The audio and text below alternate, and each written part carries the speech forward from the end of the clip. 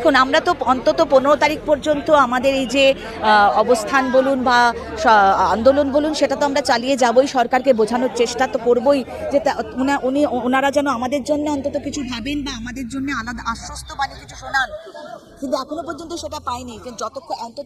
যতক্ষণ না form fill up শুরু হচ্ছে ততক্ষণ তো আমরা চালিয়ে যাবই। এবার যখন ফর্ম ফিল আপ শুরু হবে তখন সংগঠন যা ডিসিশন নেবে সেটাই হবে।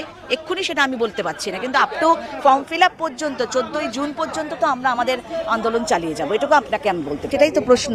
আমি যদি পাস না করি, আমার রাইটার সঠিক পেলাম না, রাইটার যা ভুলভাল করলো, পরীক্ষার ওয়েমার ক্যান্সেল হয়ে গেল, এরকম আগেও আমাদের হয়েছে, আমাদের এই অভিজ্ঞতা আছে।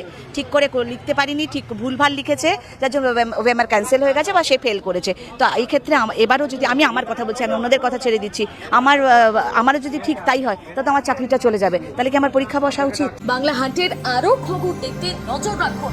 বাংলা খবর মানেই বাংলা হান্ট।